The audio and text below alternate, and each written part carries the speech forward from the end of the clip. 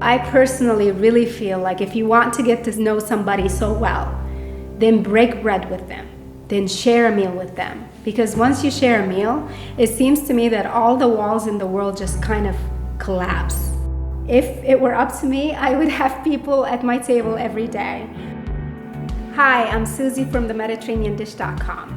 So I started the Mediterranean Dish not too long ago. It's actually still a pretty young blog, I would say about 3 years old.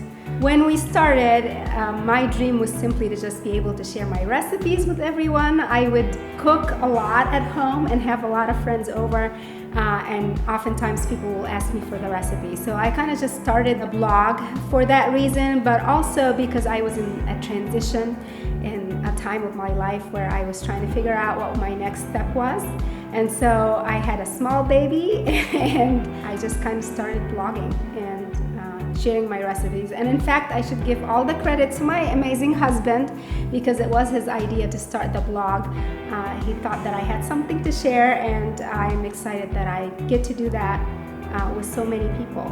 So what is the Mediterranean Dish all about? Well, it's mainly about people. It's about the table. It's about sharing good food with the people you love. And so much conversation for me happens around the table and maybe a glass of wine, I'll admit that. But wine is allowed in Mediterranean cooking and the Mediterranean diet, so don't worry. My cooking philosophy is really just all about things I grew up with. If I had to think about something, it's 3 simple values that I really learned at my parents' home, and it was eat with the seasons, use whole foods as much as possible, and above all, share. Am I Egyptian? Am I Egyptian? Hold on a minute. Just hold on. Right? Huh? I don't need to say anymore.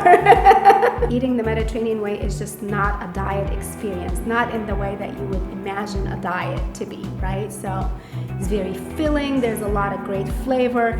Every plate is a feast, so you never just walk away hungry. Have you ever been hungry at my house?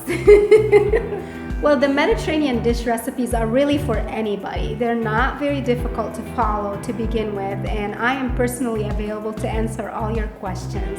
The trick is really in all the big flavors that we use in our olive oils, in our spices like za'atar, sumac, cumin, some familiar spices and some not so familiar, but the actual technique is super simple.